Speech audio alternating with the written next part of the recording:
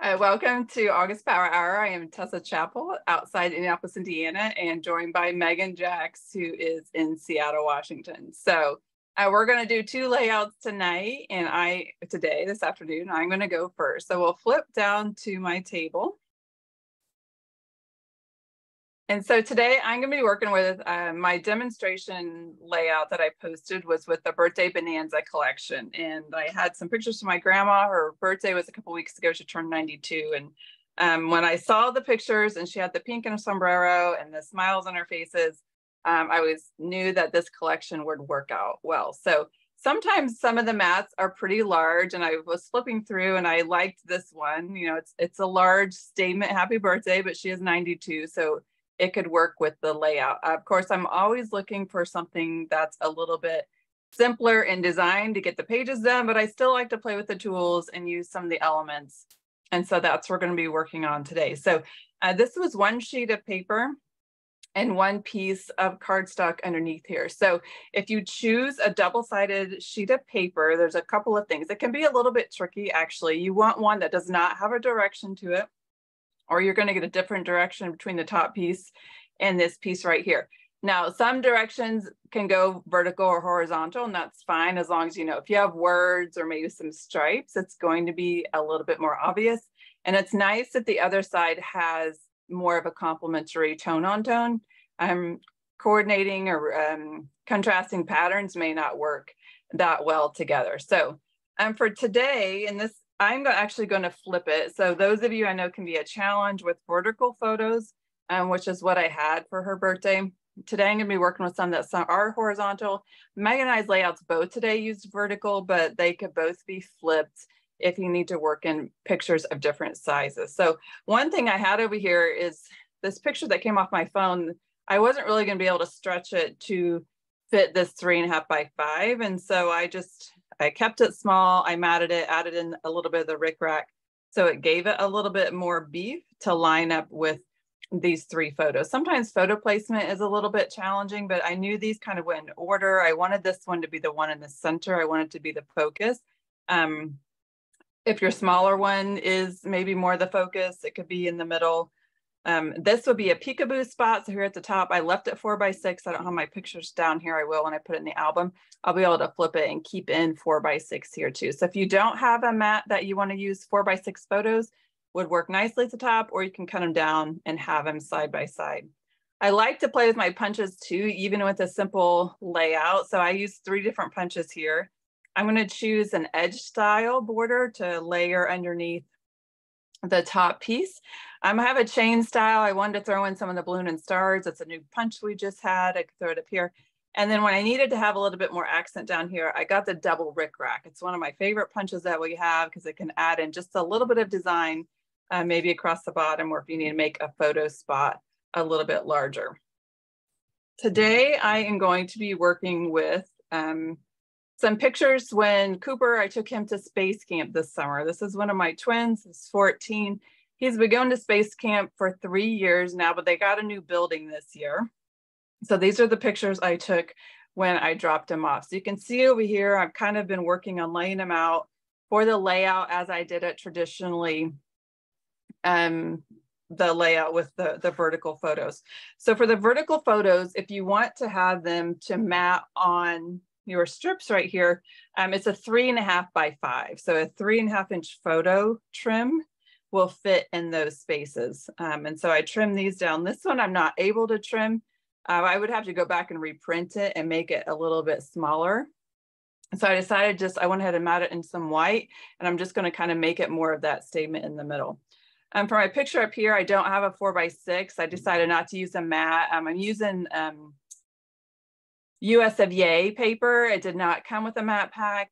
And I don't think there was probably one that would have worked for space camp. So I went ahead and printed this photo in the true 4x5.5-ish size that comes off your phone. And I'm going to have an extra space up here that I can use. I'll probably crick out space camp title or something like that. And then over here, I have 4 more pictures. I don't have the traditional vertical that I want to use. And so I'm just going to probably do a 4-square design on the layout as is and give it a 90-degree turn. So that is what I'm working on. So for paper, I am going to do this as a double page layout. And I chose navy just to give it a dark, solid base. And then when I was going through my prints, I'm deciding what would be not too patriotic, but would work with the red, blue, and white that is kind of the Space Camp colors. I decided to use this flag print. The back side of it has a nice red tonal. It has a diagonal stripe, but that will be fine, whatever direction it sits on the page. So then I had a little bit of a dilemma. I've already used one sheet of this. Do I really want to open a second pack of paper for another sheet? And do I really want that many flags? And I decided to use a blue. So here I have a tonal blue. It does have a direction to it, but again, it's a subtle pattern. It will be fine vertical or horizontal. The back side of it is this stripe. And I don't think I probably want to use this. It's a little bit bolder than I want for this layout with the high contrast. And it really will be obvious with the difference in vertical, horizontal. It may work, it may not, but I'm thinking I'm just going to use the one side of the blue. So it might look like sometimes Meggan and I have all of our stuff together in the end, and you know, Meggan probably does come across pretty organized. I don't always know. I try to get myself close to what I think I'm going to use, and then we'll see how it goes in the layout. So I'm in that spot. I'm like, we're going to see how this goes. For punches, for my edger, I chose the Cloud border maker.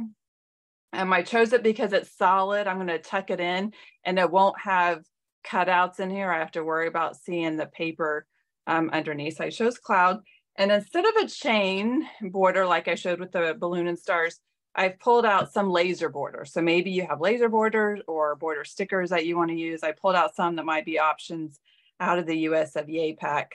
And we'll see how that goes. The problem with the borders too is it only comes with one, but I'm more willing to open another pack of borders, and I really wanted to open more paper. So for this, you really just need your border maker system, which can be optional, and your 12-inch trimmer for the cuts. One other thing I did on the birthday layout, it can be optional also, is I like to find opportunities to use decorative blades. I feel like we love to collect them and store them underneath our trimmer. We don't always use them very much because we forget about them because they're on the bottom. So you can't see it very well on camera, but I did use the wave blade to make this cut. So it just adds a little bit more interest. I cut the large mat for here with the wave blade, add some texture to the layout, uses a tool that we already have. So I'm going to flip over and decide which of the blades would be appropriate for this layout. It's a tough decision, right? Maybe the stamping one, or I could just go with like the decal, a little bit of a torn edge. I haven't used decal in a while, so I'm going to actually go with that one and we'll see what happens. So I am going to start my cut with the decorative blade.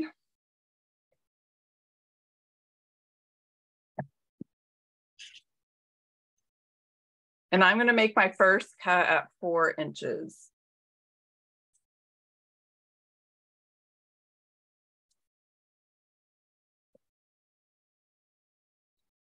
And then I need to flip back to my straight blade.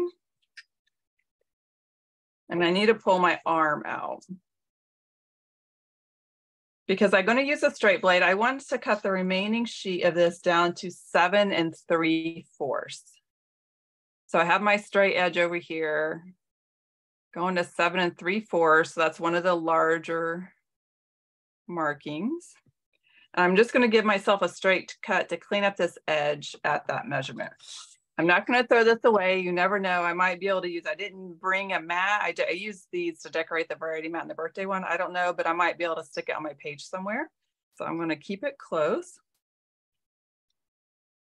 And then I'm going to turn this and I'm going to make 3 cuts. I'm going to cut 3 7/8. So again, we have to pay attention to our ruler a little bit.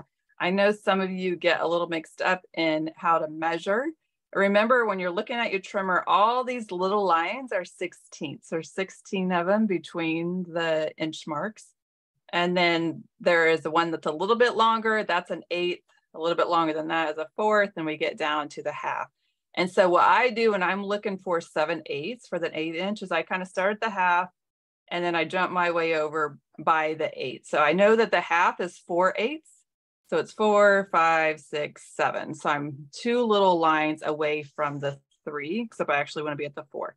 So 2 little lines away from the 4, and that is 3 7/8. And I want to make 3 of those same cuts.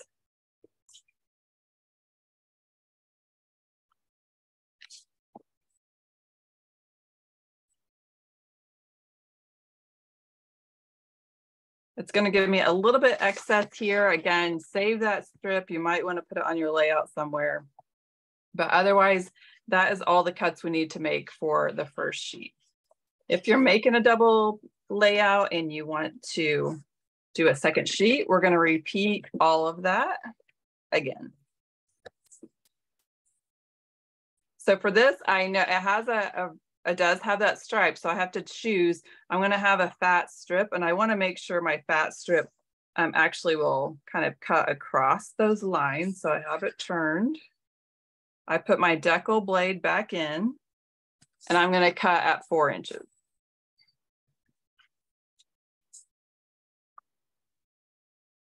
And I got to flip back to my straight blade. Go to 7 3/4. Again, giving me the extra little strip to keep. I'm going to turn my paper 90 degrees again, and then I'm going for the 3 7/8. So 2 little lines shy of the 4.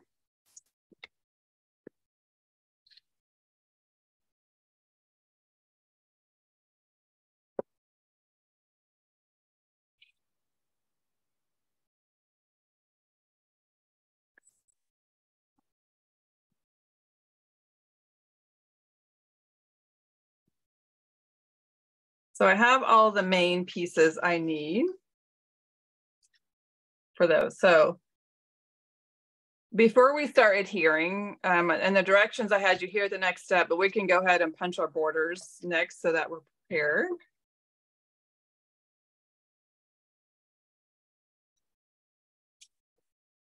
I did pull out, I have some crimson cardstock. I'm going to see how it looks with crimson. I could always repunch it in white if I don't like that. I have both colors sitting here. I'm going to use my cloud border maker.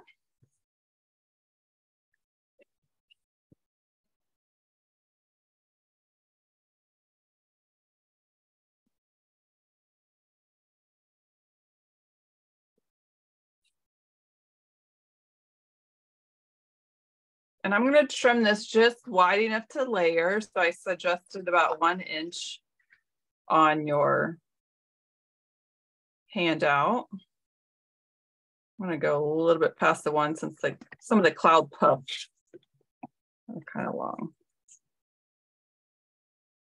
I need 2 strips. Like I said, I wasn't sure which color, so I'm going to go ahead and punch one in white too. And then I will either have 2 different ones, or I can go back and punch the color I like.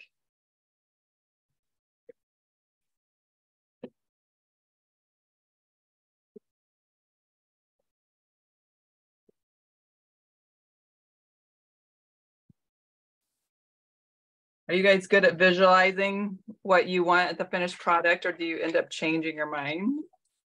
Changing colors back out? I know sometimes Megan gets a color on her page and she doesn't like it. I'm okay with the colors, but sometimes in the layering, I need to see it in action before I make my final decision. My trash can is definitely full of rejects. Yeah, I'm bad about hoarding the rejects, because what if I want it later? Although I don't usually go look through my rejects then. I had a pile of rejects on my desk, and then I have to clean the desk to do this class, and then I decided that you just need to release that, and it just went into the trash. Yeah. Okay, before we glue anything down, since I do have 2 pages and I am planning to shift it, I'm going to go ahead and just lay them out without adhering them to see if what I think was in my mind still holds true. So I knew I wanted to use the blue side. And then I have these sheets, and I was thinking I would put the other flag over here. And then the red, I have the red and I have the blue.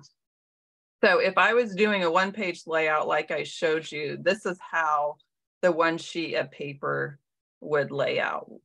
These are cut a little shorter because it's going to let us see a little bit of the cardstock underneath. But then over here, you can see like this. I just did not love this combination with those big stripes. I don't want that red, which means I really need to pull the red over here.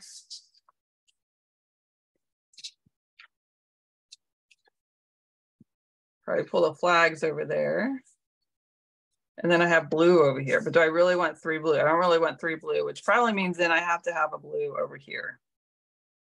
So just kind of see what works best with the papers you chose. Even though that's blue against blue, I really don't like that stripe. So I'm gonna stick with it. I think I'm just gonna put it at the bottom so it kind of will look more like a grounded base. So then I can throw my borders in here and kind of see. Can you flip one of them on the right, the left page, so you have all 3 patterns showing on both pages? Does that work at all? Which one do you want me to flip? So, oh no, never mind, because the red was the flags. The flags and the red are the same one. Never mind. Correct. You can't do it. You don't have the pieces don't work out. No, sorry. They don't work out. Yeah. There was another sheet of blue I thought about using. I can't remember, it was on the back now, but it was darker and a little bit too close to the navy. And I really wanted the navy base. I didn't want to go with the red. So then sometimes I just back my way into accepting the choices I made and making it work. So I could have the white here, the red over there. I don't know. What do you guys think? White versus red? I kind of like the red more than I thought. And then if I have the borders, right, I'm not sure which ones will even stand out against the red. So one thing I thought with the white border, why I chose white, is because this is one of the borders in USFVA and it has a straight edge in it. And I was thinking I could actually put it on top of the white and then layer like that, because there's not, it's going to be hard to make a border stand out against the flags. Now I could do the same thing with crimson. I could put the crimson as the little stars over here. This one's not going to stand out very well, but maybe the stars might. We'll see how much we really see. Yeah, I do like the crimson over here. I'm going to leave crimson over here. So I've decided I'm going to leave this white, or do you think I should change that to crimson? Any votes? Going. So then I can put my pictures on here before I glue it down. People are saying white. Because I did do some white borders. Stars with white. Okay, keep it. Okay, I'll keep it. And because I did throw a little white behind the mats for the pictures over here. So it'll kind of tie that together. Okay, so once you know where your pieces are, we can work on the adhering part. So we're going to start with these 3 pieces. You can use repo tape or regular. It depends on how confident you are. I think the easiest thing to do is line up your base paper on your 13 by 13 mat if you have it. And we're going to adhere these. You're going to be about 1/4 inch from the sides and 1/4 inch from the bottom. I think the most important line is the one across the bottom. So as long as you get those straight and fairly centered, I think you'll be good.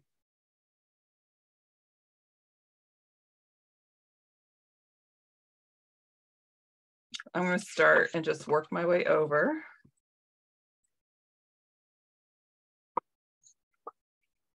And I'm holding this middle one in place so I can line up the blue against it.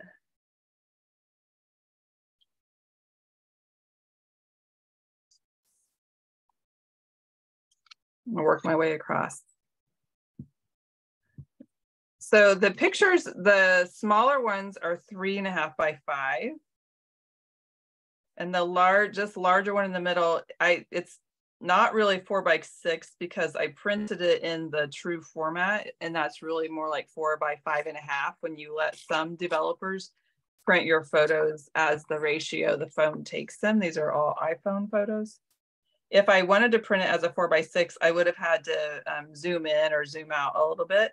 I may have cut off some of our faces because I did not give myself a lot of allowance for that trim that's required if I wanted it to be 4 by 6. So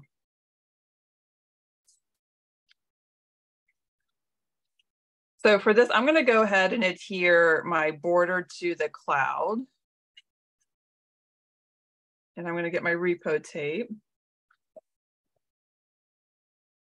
You guys are going to laugh at me. Like, I really wanted the border silicone mat. I haven't even opened one yet, but I have my old one. I have my big one I can use to put my repo tape on.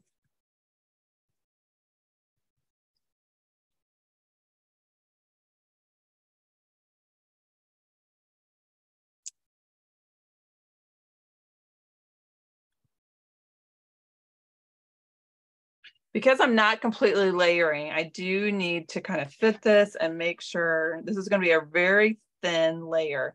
And when I do adhere the piece on the top, I want to see a little bit of that navy up there, at least an eighth, if not quarter inch.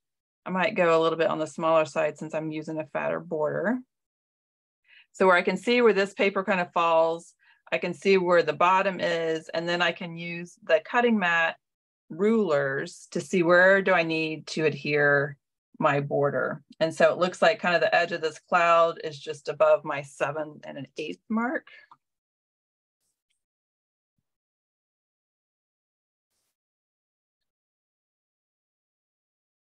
I don't know what I did in life before we had 13 by 13 mats.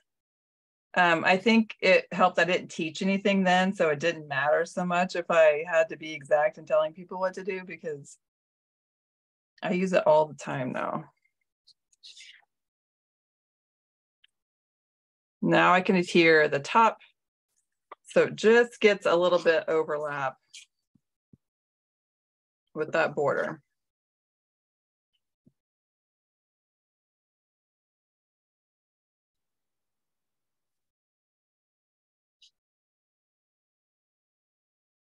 If I did not have the border on the punch, if you did it like my demo one, I would have adhered the clouds up higher, so it would have tucked more underneath, unless you chose a punched border where you wanted to see a little bit more design. So that's where you just kind of customize based on what you're using. Kind of get my photos back in place. You can see if you trim your photo to 3.5, it will fit exactly in that without having to have a mat. But like I said, I couldn't trim this one down, so I'm going to just shift them a little bit. Sometimes it's awkward when you're, I'm putting this photo up here. I have to decide, do I want to overlap my border completely?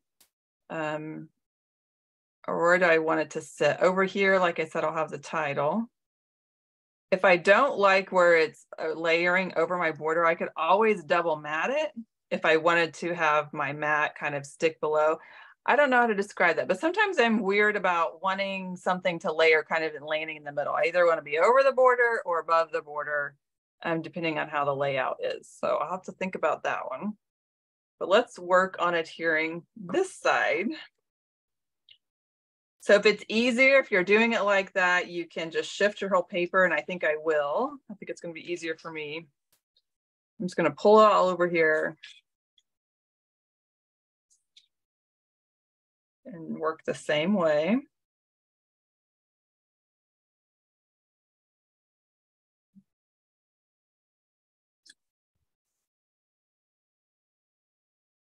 Quarter inch on each side and bottom.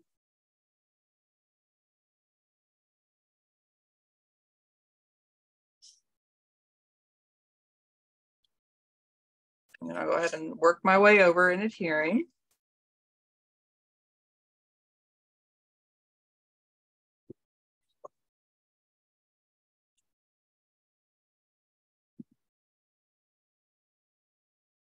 Yeah, I was happy that the US of A worked for these photos, because I don't really take a lot of 4th of July pictures anymore. So I am happy to get our new collection every year. It's fun to see and show, but I struggle to actually use it up. I have many years of 4th of July sets unused. So I was happy to find a dual purpose here.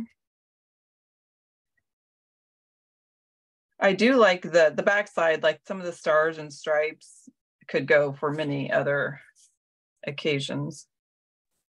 I thought this one worked. This particular year had a really, like, you're using it for like a government patriotic, thing. Like I used it all for when we did a military tour of a military museum.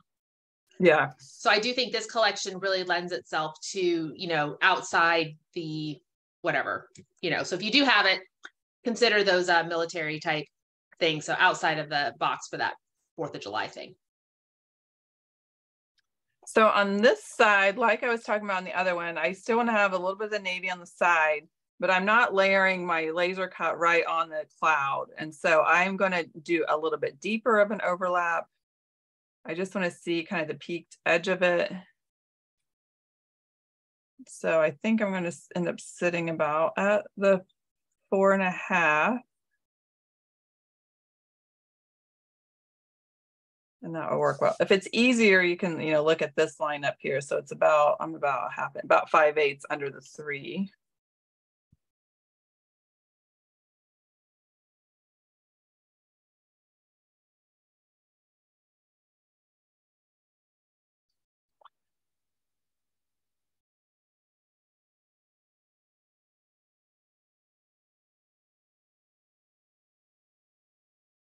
I think that looks straight.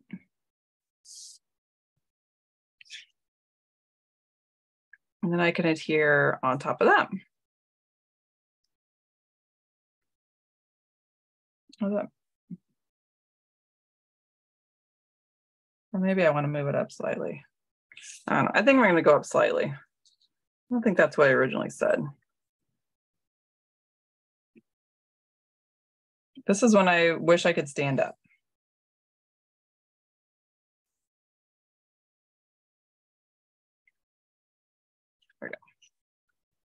Yeah, I agree, Megan. It is more versatile, but I still did not want to open a second pack for the flag paper. But I actually like how mixing in this blue, I think, tones it down a little bit. The flags. I have dreams of being crafty and going online and printing the Space Camp medallion. I know a lot of you do that. You go pull the graphics. These flags go in every direction. So it's a non-directional flag. Some of them are upside down, some of them are right side up. They're all going diagonal. So there's no real correct way to put the flags on the paper. And this one will end up being turned. So I can go ahead and turn it back. You can see now some of them are right, the ones that were on their side. And I'll have this border. So for these photos, I have kind of a 4 square. Some pictures of the building. It was fun that they got a new building. It was fairly outdated in years past. I'm probably going to overlapping, or I might cut this down a little bit. I didn't cut it down all the way because I wanted to see how it would sit on the layout. So then I can play with, I can also cut this one down if I want to. I don't need all of that top and all that side. If I do cut it down, I probably mat it to stand out a little bit. I think that's what I'll probably end up doing. I think I like it over there though. I'm gonna overlap this. And I might cut this part down. I don't really want to cut up or cover up my entire laser border, which is what happens sometimes in our fun layouts. Can you move that laser border to the outside edge? Just so it's not, I mean, I could, yeah. How does that look if you put them side by side now? Move that over, put the left side layout back. Oh. I liked it next to it, but it does show more like that. But also provides a little bit of an edge to the layout. I will probably mat this one, I think, in a double mat and put some red behind it to pop that. And then adhere it down a little bit so I cover up the bottom of the border. So I'll push these down accordingly. I could also open another set of borders if I wanted and then pull the flags down here also. I probably have just enough room depending on how that sits. Or I could just leave it over there. I could also leave it over there, and then if I wanted to pull the stars over, I could get my punches out and I could layer some stars maybe underneath or behind the photos also. So I've gone way over my time. I was supposed to do this in 5 minutes. So I won't, we won't finish it past 15 minutes.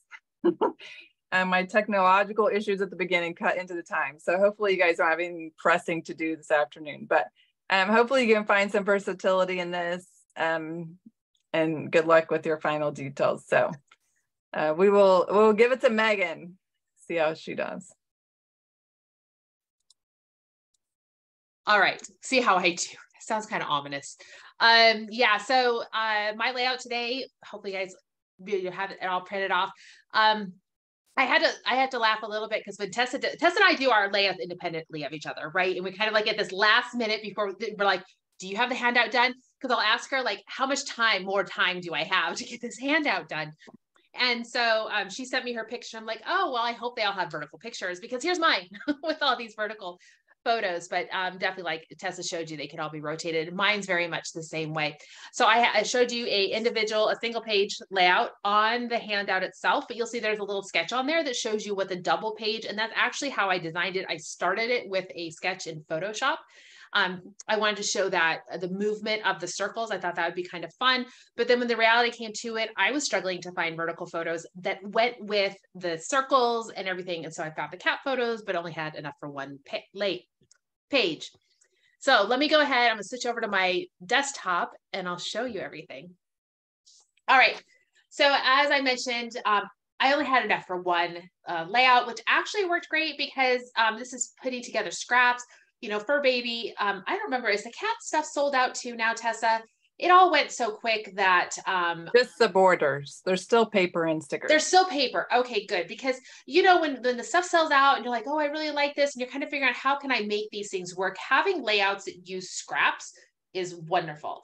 And so I was going through and punching all of these from little bits and pieces that I just tossed back into my project folder. And it makes it super easy to do that when you use the circle punch. You don't have to worry about having enough space that you can actually grip it with your the custom cutting system. Being able to use that. Just a tip, if you are needing to cut down a piece of paper and you can't hold it in there right, grab a handy dandy Post-it note, adhere that to your photo and let that kind of like help you guide it into your punch if you're really trying to get off of smaller pieces to get those punches to work.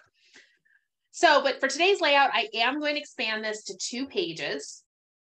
You can see here how that kind of have that effect of the double page layout. But if you only have enough for 1 page or you need to rotate things on the side, you certainly can do so. So there is some flexibility built in. The other option is if you do not have the vertical photos to go here, you could come in with some horizontal photos and then come in with a border detail at the bottom. That would be a great way to do it. Or maybe you don't have the 4x6s, but you have something like 4x5s. You would have that space at the bottom to include those. These particular photos I really didn't have. They're taken in the bathroom because that's when we first brought Kitty home. That's where we kept her within our master bath. And we didn't, try to get wider range photos. It was pretty cramped, I guess that's what I'm trying to say.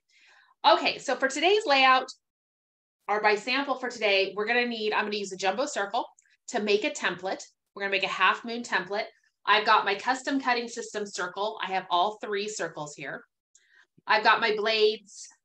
I do have my circle punch and adhesives and so forth. You will want to have your mat as well.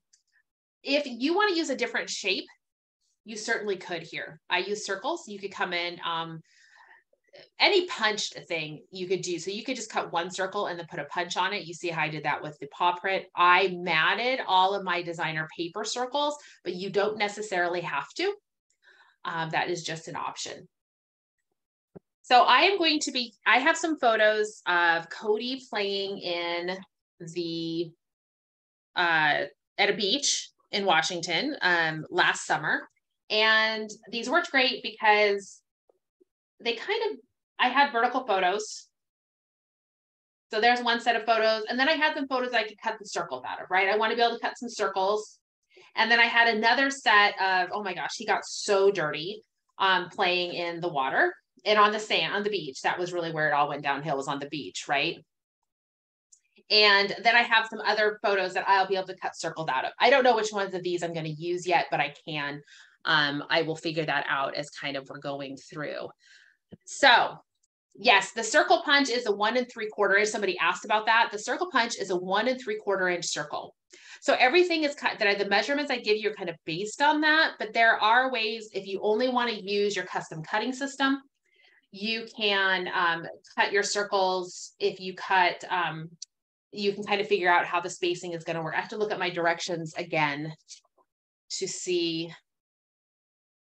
We use the green blade on the inside track to make the mats. So green blade inside track. If you use the blue blade on the inside track of circle number 2, you'll be able to cut some circles that are relatively close size. The green mat, or excuse me, the green blade, when it does the mat, they will just be a little bit closer in here. I cut with the green blade, and so I've got a wide chunky mat there. If you cut with the green blade for the where I show the brown mat, but use the blue blade for the designer paper, you're going to have a much narrower band. And I don't know that you can make the mats any bigger without them starting to touch each other as you go around your half circle. You could change the number of circles. This shows 7. You could probably drop it down to 6 and have a little bit more space. So that maybe, depending on the tools you have, you may need to make some adjustments for sizing. I will be putting it together today based on this. If you need to experiment, I would use some scrap paper, maybe just some extra cardstock, cut your mats to the size, and see how that spacing works out. I will be using the Seaside collection for this. I've already scrapped some photos from this, and I use a Seaside collection, so I'm going to continue to use that. And this worked out great because I've got some scraps here that I'll be able to punch things from.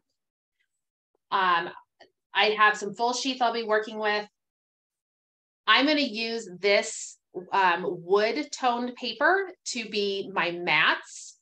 So where I show all the circles I cut to back either the photos or the designer pieces that I punch, I'm going to be using this wood tone paper to do those circles.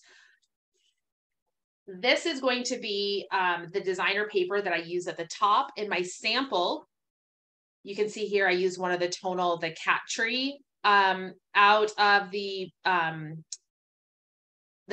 paper pack. I will be using the blue, and everything is going to go on navy cardstock. So I have navy cardstock is going to be my base for this layout. All right, so I'm going to put all of my photos to the side. Come back to those when we're ready to put the layout on there. So the direction number 1, it wants us to cut that piece of tonal paper in half at 6 inches. And that's the paper that's going to go across the top of, it goes on the top of the left page, the bottom of the right, if you're following to make this double page sketch, which is what I'm doing. So let me grab that paper. I told you I was using this tonal blue. And I need to cut it in half, 6 inches. When you're cutting it in half, you want to remember where's your top. If you do have a directional paper, you can use a directional paper for this, but you have to know this is my top edge. Now I need to rotate this to the side because I need to cut parallel with my top edge. Over here is my top. I want my stripes to be running vertically on my paper.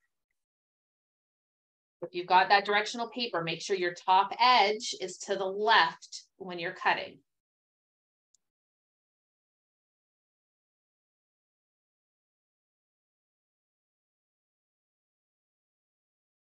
Now, one of the things I want to point out here, when I can go ahead and I can adhere the paper on, if you really want, or I could adhere this to cardstock, if you really, really wanted to save paper, you could, of course, cut your cardstock at 6 inches, paper weld things together. I kept it simple for the purpose of this, and I am not going to worry about paper welding. One of the things here I do want to mention, though, is if you plan to use the cardstock color, the same cardstock color as your background, like I did here, I used hot fudge for my background. I also used hot fudge to do all of my circles. I could have cut all my circles out of the spot that is covered by the paper, right? You could do a quick pencil line maybe here just to give yourself that reference and start cutting your circles out of this, leaving yourself enough space to mat, to put your paper on there. But rather than covering it all up, you could cut those circles out. I don't have to worry about that since I'm not using the navy to mat my circles. So I'm not going to worry about it. I'm going to go ahead and adhere these 6x12 pieces in place. Navy cardstock seems to be about 1/8 of an inch too wide, or it's about 12 and 1/8 or so inches. So when I do this, I'm going to mount my 6x12 designer paper. I'm going to make them flush at the center edge. And what I will do is after I mount these on here, I'll go ahead and trim these down to 12 inches. The navy seems to be the one that I find to have the most overhang.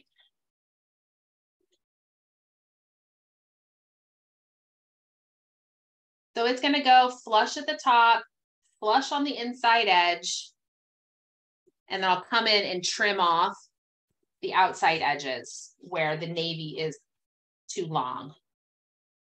Normally I would do that at the end and not worry about it, but the way I have to do the spacing of everything else, I don't want to put things, I don't want to use the width of the navy cardstock to spread things out over the width of the navy cardstock when the navy cardstock is just a little longer, wider than it needs to be. So I'm going to be just trimming off those edges. I'm not going to worry about measuring it to 12 inches. I am literally just going straight down the line, the edge of that designer paper. This is, somebody's asking what paper pack this is from. This is from Seaside. I think it might be sold out now. It just retired this just recently. Very pretty. It was our nautical collection from 2 years ago. All right. So there we go. My top and my bottom. All right. So now I can go ahead and I'm going to set these aside for right now. I need to make all my circles pieces that are going to go on here because I can't really do anything until I have those components made. So to make those components, I'm going to come back here, grab my circle punch. I need 14 decorative or 14 circles cut out of designer paper. I've already cut some out of a stripe. The scrap was ridiculous. So I was really having to maneuver around to get these scrap pieces. So I punched those off camera. And I'm going to punch some extras of things just because I'm not 100% sure what I'm going to use. I just need 14.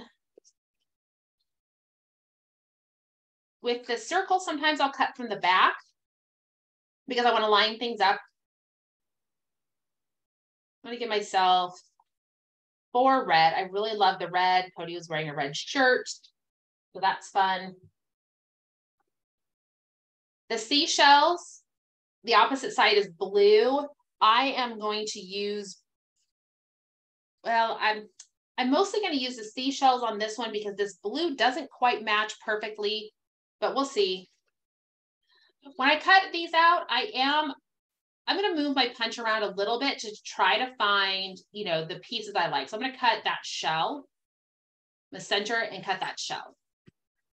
And then I'm going to look and see if there's another piece that I want. I really can't get the starfish, but I can punch right here and get a little bit of starfish and more shell. So I'm being kind of particular with a pattern that has a bolder design to it. I am being a little bit more particular about where I put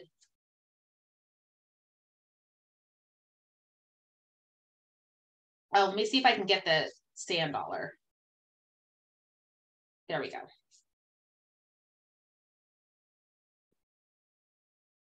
And I'll cut one more just because.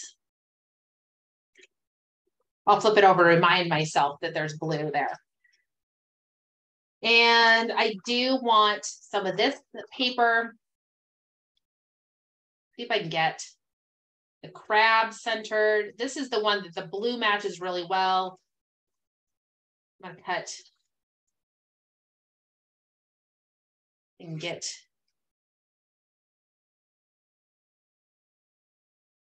let's see. I'll get a couple with the crab, or excuse me, it's a lobster. I think I was calling it a crab before when I made something out of this.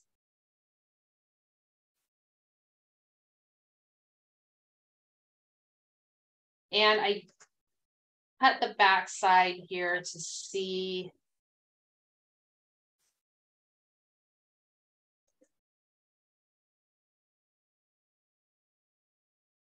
The other part I like about the circles, that makes it super easy to line up so you can punch what you want. All right, so I definitely have enough.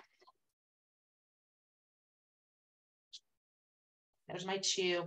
I've got a lot here to work with. I've got some light ones and I've got some darker ones. Mostly the red there. So you can see I've got plenty to work with. So I'm just going to kind of push these to the side. Got more than I've got to have more than 14 here. I probably should count just to double check. There's 4, 8, 12, 14. Yep, I've got plenty. Next up, I need to go ahead. I need 14 circles cut with the green blade on the inside track. This is circle number 2. Remember, if you're not familiar with how Tessa and I name these, the smallest circle is circle number 1. The medium circle is circle number 2. And the largest circle is circle number 3. Each of these circles has an inside track. That's the inside here. And then it has the outside track. So we're going to be using the green blade on the inside track of the circle number 2. And we'll go ahead and cut that. I need 14 of these.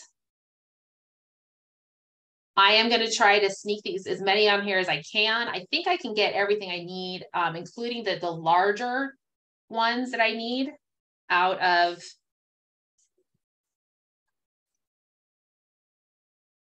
you can see how that's going to pair on there. That little lobster.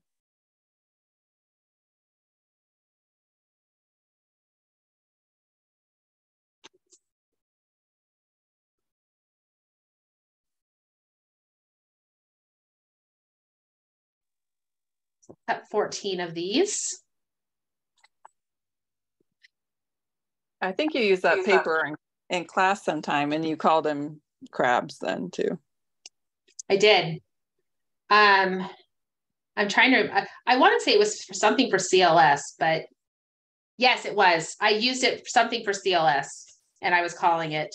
I remember now the layout that I did. I can't remember which PJ party it was, but I did. I kept calling it crabs the whole time because we might have lobster here. I don't know. We mostly have crab and shrimp. I'm not super familiar with what people fish. It's not I'm not a fish person. You enjoy eating it. Salmon's delicious, and that's a huge thing here. I just don't. We went to one of those like upscale food courts here in downtown Indy last week, and there's one of the places in there is a seafood place, and they had live lobsters, and they had a sign real big assuring everyone those were not the ones that were going to be killed for your meal. So, animal conservation, like they're pretty to look at, and you're probably going to order lobster, but pretend like it didn't look like this before. Yeah, it's pretty crazy. I mean, we had crab legs the other day. So it cuts 10, but I need to remember that I've got to cut 1, 2,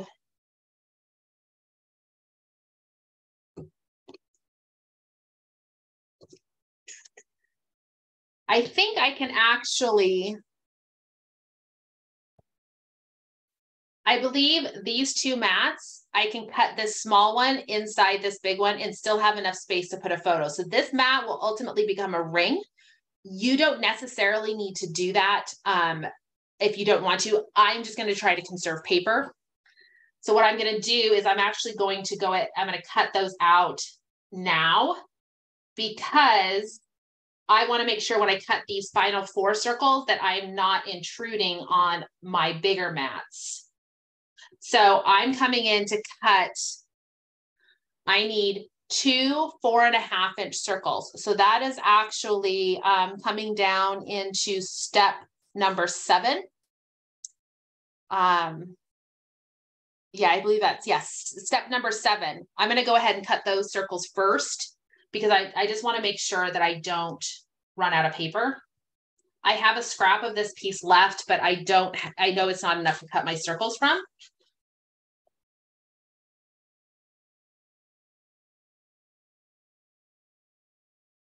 And if I just get these circles cut out, then I know how much space I really have left.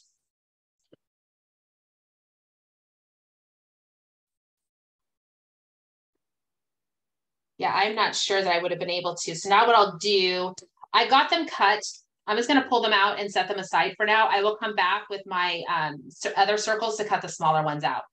But now that they're gone, I can see where to place the rest of I need 4 more of these small circles.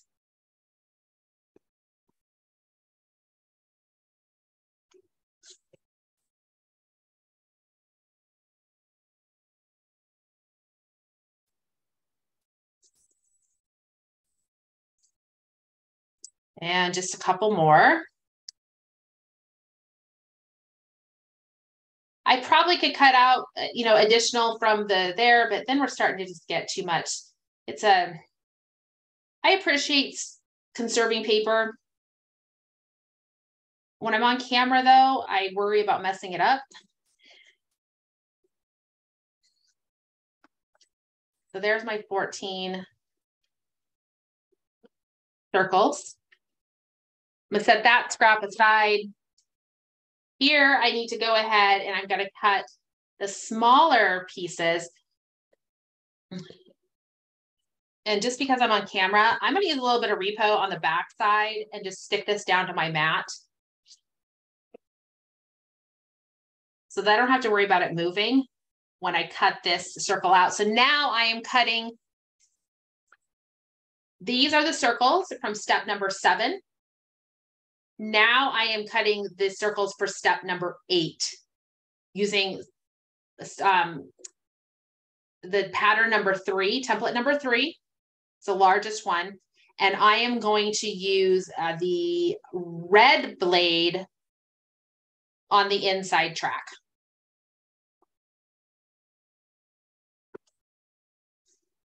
Let's hope for the best.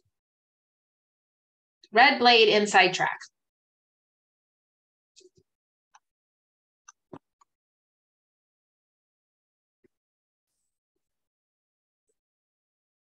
You can see it's moving on me.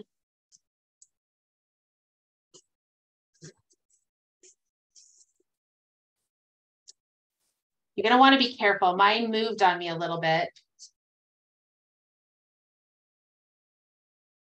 Even my adhesive wasn't good enough to really keep it where it needed to be. So this could be interesting. My circles may not be perfect, but that's why we can overlap them, right? I'm going to use more adhesive this time.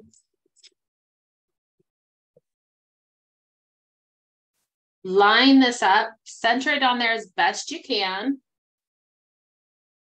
Red blade inside track. If you can, just cut it from a separate piece of paper. Save a lot of heartache. There we go. That one worked much better.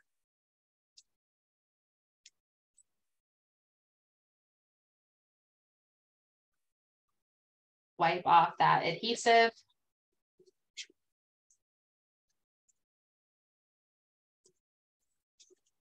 All right.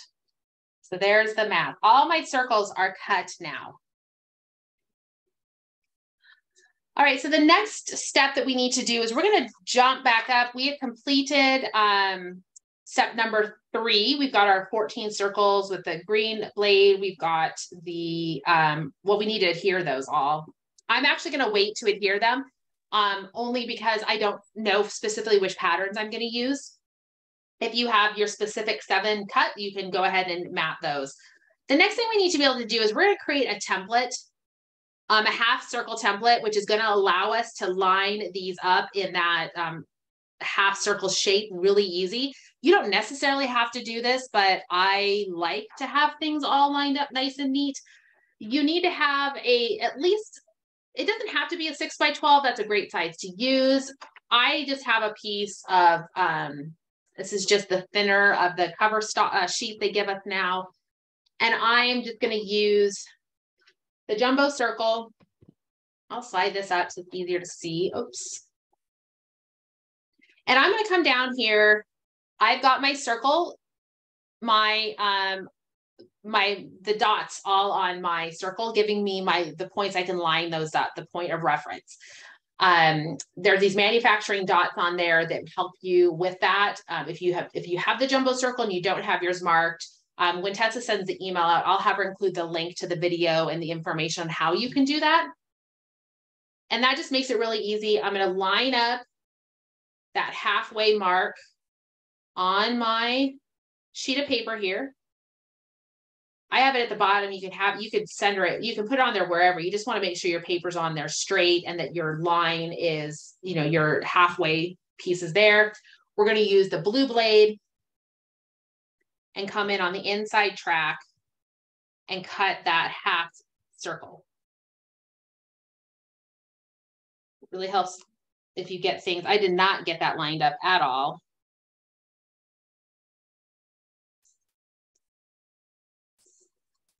Go. All right, well, that side didn't work. That was a hot mess for me. I didn't have it lined. I didn't have my blade in the channel right. So we'll do it again.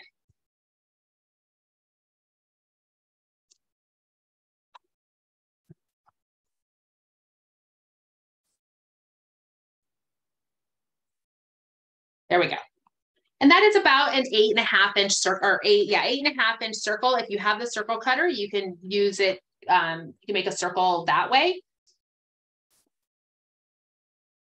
I'm going to make the left page first. So here's my background. I'm going to line this up. I want to center this. The best way to center it, I found, this is scratch paper, so it's no big deal. I'm just going to go ahead and give this a fold in half, give it a quick pinch at the top. This is the center of my circle. I want to line this up at 6 inches. I am very lucky that I have a striped paper here because I do have a pattern in my paper that I can just follow that stripe all the way down. And that's my center. Now what I need to do is I need to place 7 of these circles. I'm going to place the top or these 3 first. So I got they're my fixed points, right? I know I need one over here, and I know I need one over here, and I need one in the middle. Now I have 2 points to center the other 2 with. It's a tight fit.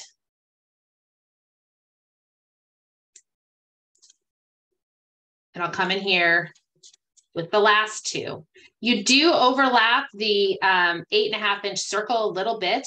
I think when I first was putting this together, I was just going to use the 3/4 inch circles around it.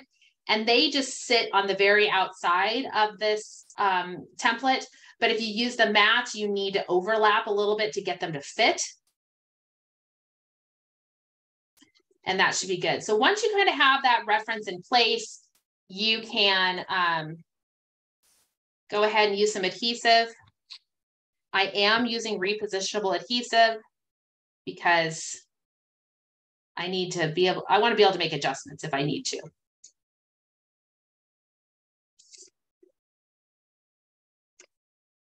My template, because I folded it, is being just a little naughty. It's not wanting to stay flat. It's bumping things around.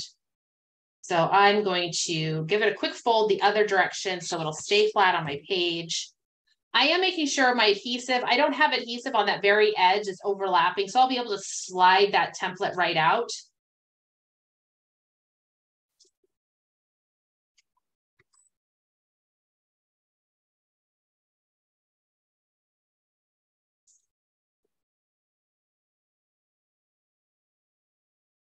I may not get to both of my pages. Both the pages come together the same way. The single page layout is definitely a half-hour layout. The double page is like a 45-minute probably. Tessa's over there nodding her head. Yep, there's Megan again, trying to make it hard. Well, at least your 45 minutes is full of content and not technological issues. Yeah, but we enjoy your technological issues. In my defense, I did ask Megan before we started if it sounded okay. So it must be when all of you join that it goes wacky. You sound good 80% of the time. The problem is that I swear it cuts out when you say a measurement or some pertinent detail. And you're like, what? What was that? Okay, so here I've got these lined up. So now I'm going to pull that out. See, that just came out. I'll save it for my next one. Now it is time to put these on. And let me go to my example to show you guys a little bit. Okay, here I have some lighter colored circles. I made sure to separate them out away. They're not clustered together. I made sure to spread them out when I did the placement.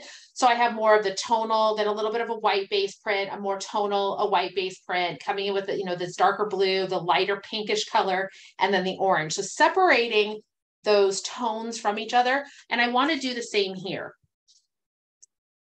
If I'm going to have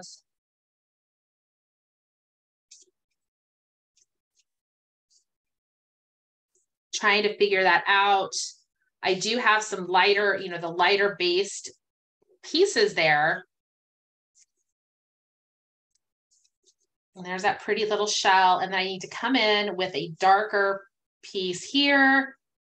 But if I come in with the blue, then I have too much of the blue together. Maybe I separate that out, come in something like that. See how I did that, moving it around to do the placement. Now I know how I want them to go. Just going to double check. Did I use the ones? Yeah, I think I'll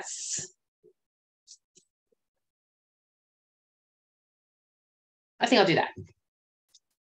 Okay.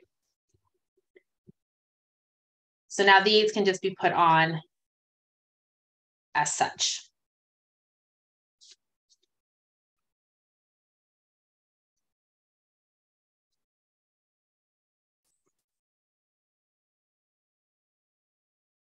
Make sure my lobster is claws up.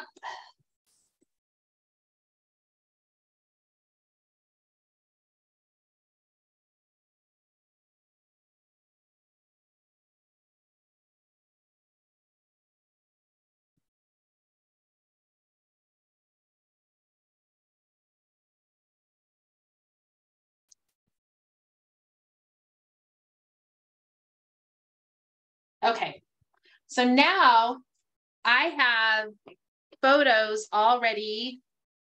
They're kind of trimmed down. I have trimmed them down. I trimmed down some of them to the measurements on the page. So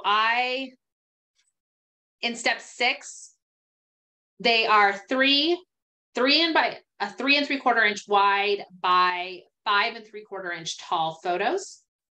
So I am going to start with the middle photo here. And I'll put that in first, and then that lets me space the other 2.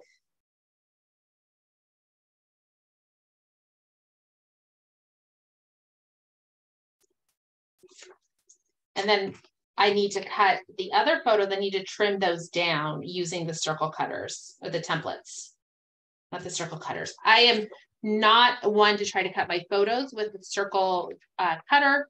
I do like the circle cutter. I'm not sure if any of you picked that up on the recent sale they had. I do like it. It's really fun to dial a circle and it's quick. I cut parchment paper for a birthday cake. Reminder, if you use the 13 by 13 mat to line your photos up, be sure you line your paper up on the mat before you put down your photos. That would have been very helpful.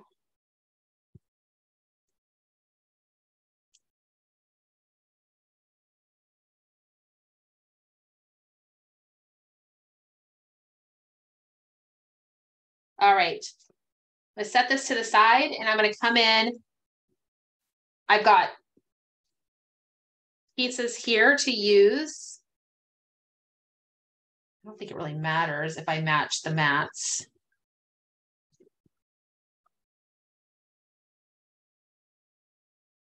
This photo here, I'm going to use the smaller, I'm going to cut it out the smaller.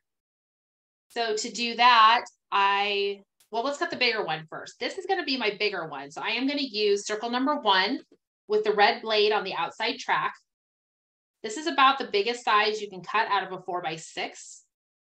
Circle number 1, red blade outside track. It's about a 4-inch circle, slightly less than 4 inches, ever so slightly less.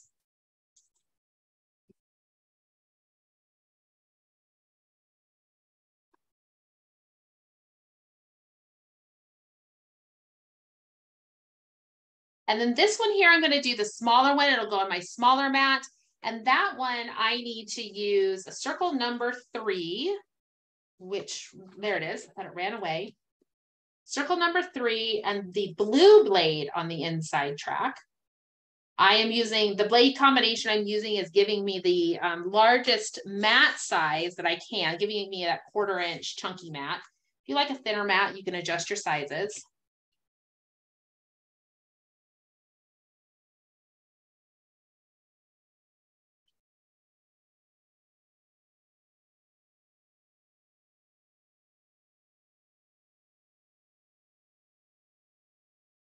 Right. I'm going to be coming out around the outside edge.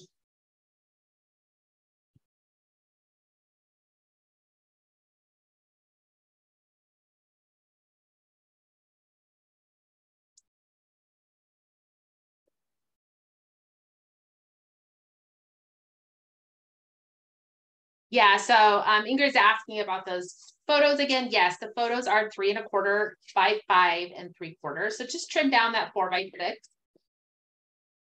And I'll be able to layer in.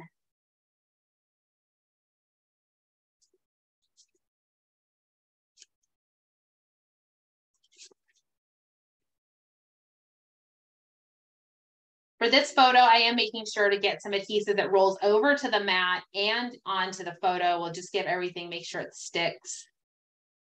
And we'll get these put on there.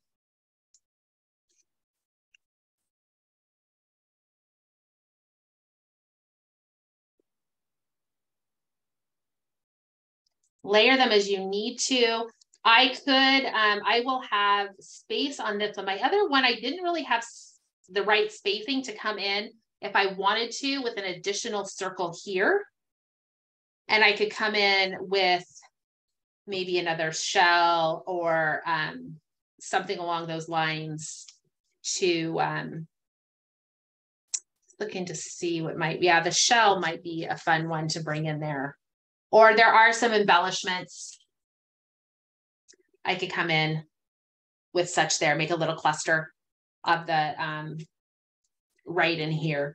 The other one, I didn't necessarily, my photos were treading too much up towards the top, so I didn't have that spacing there. On this one, I do have a little bit more space at the top because of the water line that I could come in with some additional, if I wanted to there, with another piece. Maybe the little sand dollar might be cute, though we don't find sand dollars on this beach.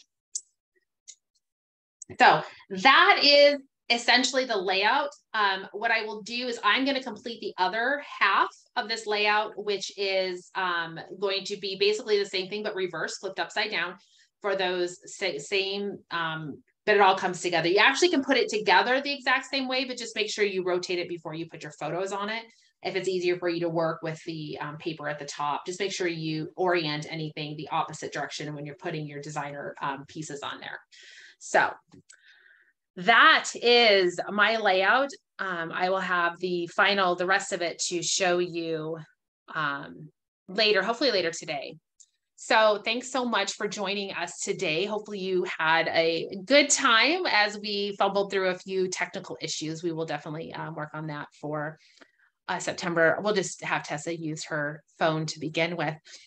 So in terms of things that are upcoming, we just wrapped up Summer Scrap. Thanks for those who joined us. We will have a Winter Scrap Challenge.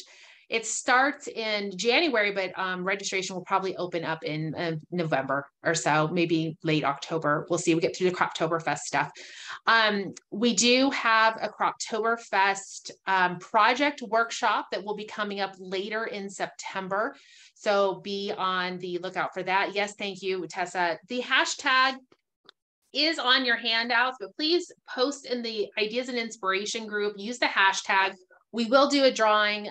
Tessa will probably draw that next week, unless she makes me do it.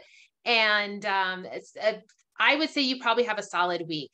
So make sure you get them posted by the end of day on the 22nd and probably the 23rd or 24th, somewhere in there. Tessa will have a drawing and announce those on our Facebook, in the Facebook group. Like I said, Croptoberfest, we will have some stuff for that coming up later in September.